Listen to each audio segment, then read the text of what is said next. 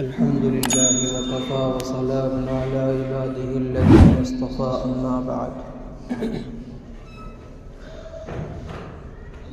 أعوذ بالله من الشيطان الرجيم بسم الله الرحمن الرحيم إنك لعلى خلق عظيم صدق الله العظيم. برادران محترم، بزرگوں اور نوجوانوں، رسول اللہ صلی اللہ تعالی علیہ وسلم کے اخلاق اور آپ کی باتیں اور آپ کا دین ہمیں اس بات کی اجازت دیتا ہے اور یہ سکھاتا ہے کہ جو بھی عبادت کرنی ہے،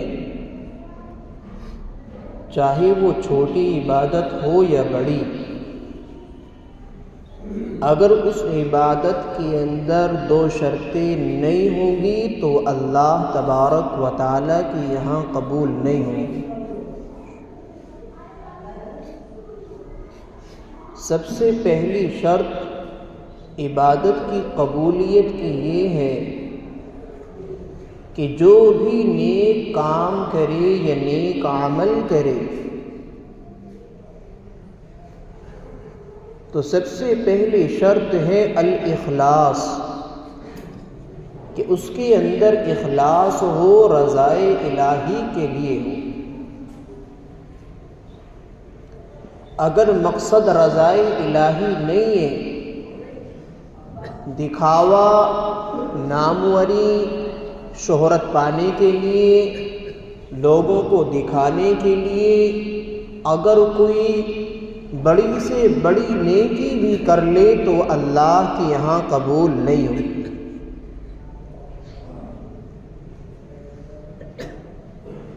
اس کو سمجھنے کے لیے آپ تخیلات کی وادی میں 1400 سال پیچھے جائیے کہ جب رسول اللہ صلی اللہ تعالی علیہ وسلم کو اللہ نے حکم دیا مکے سے ہجرت کرنے کا، مدینے میں ہجرت کرنے والے صحابہ ہیں اور رسول اللہ صلی اللہ علیہ وسلم ہیں، مصائب، مشکلات، مشقت، پریشانی اور کافروں کا کتنا پریشر تھا کہ کس کس راستے سے جا رہے ہیں۔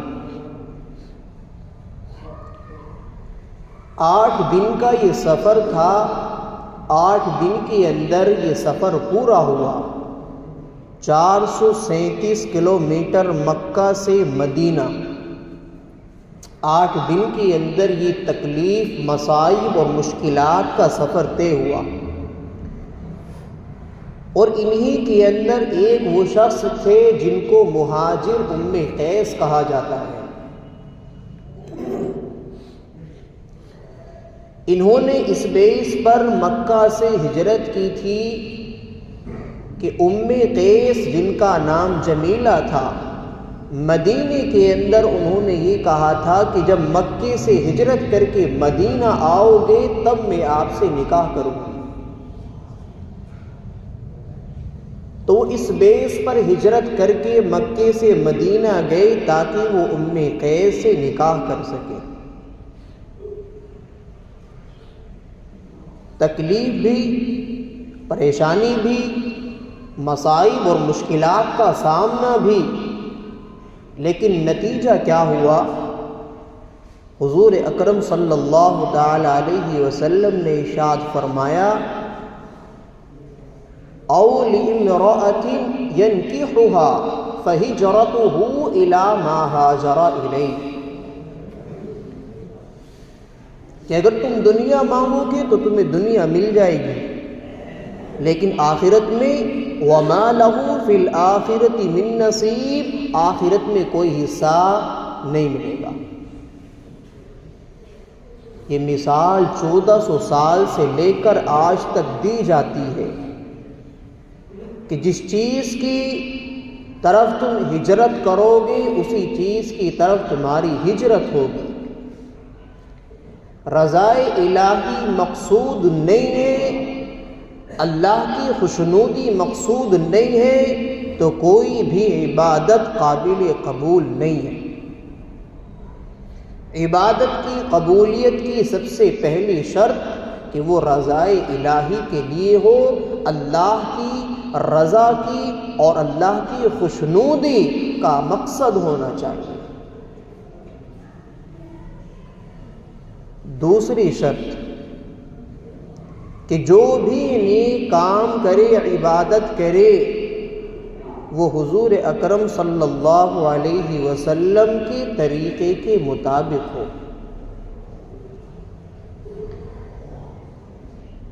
اگر وہ رسول اللہ صلی اللہ علیہ وسلم کے طریقے کے مطابق نہیں ہے تو وہ عبادت بھی قبول نہیں ہوگی، چاہے پوری زندگی سجدے کے اندر پڑا رہے، وہ عبادت قبول نہیں ہوگی۔ کائنات کا کوئی بھی فرد کتنی بڑی سے بڑی نیکی، کتنی بڑی سے بڑی عبادت کرتا رہے، پوری زندگی سجدے میں پڑا رہے اور وہ رسول اللہ صلی اللہ علیہ وسلم کے طریقے کے خلاف ہو، وہ عمل قابل قبول نہیں ہے۔ حدیث کے الفاظ کیا ہیں؟ من عمل عملا لیس علیہ امرنا فہو رد، کہ کوئی بھی عبادت ہو اگر وہ رسول اللہ صلی اللہ علیہ وسلم کے طریقے پر نہیں ہے، فہو رد ای مردود، وہ رد کر دی جائے گی، وہ مردود ہے۔ اللہ کے یہاں اس کی کوئی اجر و قیمت نہیں ہے، کوئی اجر و ثواب اس کا نہیں ملے گا۔ بلکہ رسول اللہ صلی اللہ تعالی علیہ وسلم نے تو یہاں تک ارشاد فرمایا کہ میں حوض کوثر پر آؤں گا، انا فضتکم علی الحوض فمن ورد شرب ومن شرب لم یظمأ ابدا، کہ میں حوض کوثر پر آؤں گا تو جو حوض کوثر پر آئے گا میں اسے حوض کوثر کا پانی پلاؤں گا اور اس کے بعد کبھی زندگی میں اس کو پیاس نہیں لگے گی۔ وَلَيَرِدَنَّ عَلَيَّ أَقْوَامٌ أَعْرِفُهُ وَيَعْرِفُونِي، اور کچھ لوگ میرے پاس وہ آئیں گے جو مجھے پہچانتے ہوں گے اور میں ان کو پہچان لوں گا۔ اب رسول اللہ صلی اللہ تعالی علیہ وسلم کو ہم کیسے پہچانیں؟ رسول اللہ صلی اللہ علیہ وسلم ہمیں کیسے پہچانیں گے؟ حدیث شریف کے اندر آتا ہے، ان امتی یأتون یوم القیامہ غرا محجلین من آثار الوضوء، کہ میری امت قیامت کو لائی جائے گی، میری امت قیامت کو آئے گی ان کے وضو کے آثار کی وجہ سے، اعضائے وضو چمکتے ہوئے اور روشن ہوں گے۔ وضو کے اندر ہاتھ دھوتے ہیں، چہرہ دھوتے ہیں، دونوں بازو دھوتے ہیں، دونوں پاؤں دھوتے ہیں، تو یہ چمکتے ہوئے ہوں گے اور روشن ہوں گے۔ تو اس سے معلوم ہوتا ہے کہ وہ لوگ نمازی ہوں گے، وہ لوگ نمازوں کی پابندی کرنے والے ہوں گے۔ آگے فرماتی ہے فَيُحَالُ بَيْنِي وَبَيْنَهُمْ، اچانک رکاوٹ پیدا ہو جائے گی، اچانک رکاوٹ آ جائے گی۔ رسول اللہ صلی اللہ تعالی علیہ وسلم اللہ تبارک و تعالی سے پوچھیں گے، اصحابی اصحابی، وفی روایت اخری اصیحابی اصیحابی، اللہ میرے ساتھی کہاں چلے گئے؟ ابھی تو یہاں پر سب موجود تھے، وہ سب کہاں چلے گئے؟ جواب ملے گا انک لا تدری ما احدث بعدک، انک لا تدری ما اعلم بعدک۔ اے میرے محبوب تمہیں معلوم نہیں ہے، اے میرے محبوب تمہارے علم میں یہ بات نہیں ہے کہ تمہارے دنیا سے آ جانے کے بعد ان لوگوں نے وہ کام کی جو آپ نے نہیں کیے تھے۔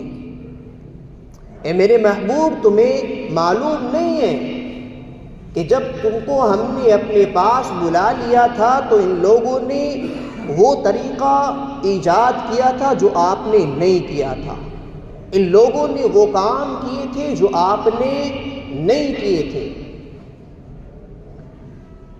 اب رسول اللہ صلی اللہ تعالی علیہ وسلم ارشاد فرمائیں گے سحقاً سحقاً، ان کو میری نظروں سے اللہ دور کر دے، میں ان کا چہرہ دیکھنا پسند نہیں کرتا، ان کو مجھ سے دور کر دیجئے۔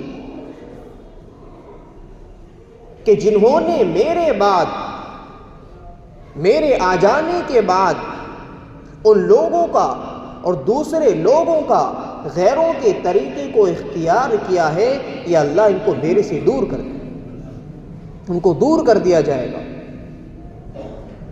مسلمانوں میں آپ سے گزارش کرتا ہوں کہ اگر دنیا کے اندر ہم کسی ایگزام میں فیل ہو جائیں، دنیا کے اندر اگر ہم کسی جگہ میں فیل ہو جائے تو ایگزام کا اور امتحان کا موقع ملتا ہے نہیں ملتا؟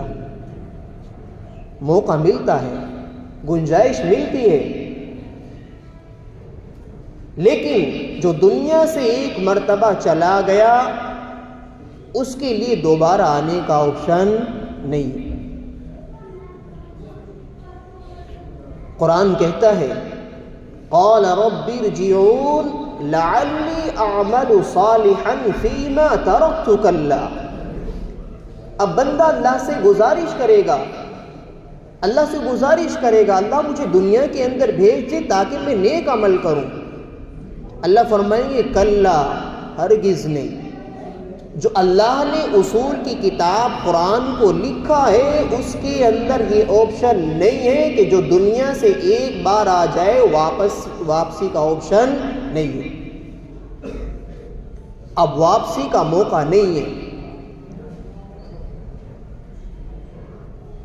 مسلمانوں یہ دو عمل اور دو شرطیں ایسی ہیں کہ جن کی وجہ سے ہماری عبادت قبول ہوتی ہے، لیکن دیکھا ہی جا رہا ہے کہ آج سنت کی پیروی کرنے کے لیے اور سنت کو سمجھنے کی کوئی ضرورت محسوس نہیں کی جاتی، جبکہ بنیادی شرائط اور عبادات کی قبولیت کے لیے یہ شرط اول ہے کہ رضائے الہی ہو اور وہ عبادت، وہ نیک کام رسول اللہ صلی اللہ علیہ وسلم کے طریقے کے مطابق ہو۔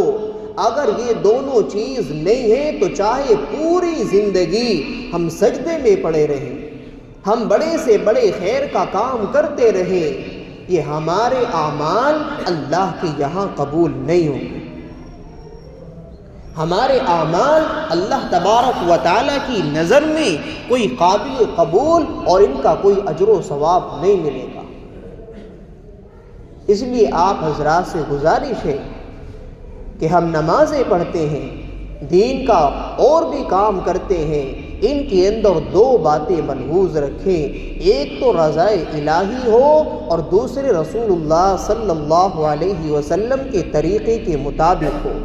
کچھ لوگ کہتے ہیں کہ ہم کوشش کرتے ہیں قبول کر لیں گے، ایسا نہیں ہے، اللہ کے وعدے اٹل ہیں، رسول اللہ صلی اللہ علیہ وسلم کے فیصلے اٹل ہیں۔ اب قبول وہی اعمال ہوں گے جن کے اندر اخلاص اور رسول اللہ صلی اللہ علیہ وسلم کے طریقے کے مطابق ہوں گے۔ بس دعا یہ ہے کہ اللہ پاک ہم سب کو عمل کرنے کی توفیق عطا فرمائے اور اخلاص کے ساتھ اور رسول اللہ صلی اللہ علیہ وسلم کے طریقے کے مطابق زندگی گزارنے کی توفیق عطا فرمائے۔ آمین۔ وآخر دعوانا ان الحمد للہ رب العالمین۔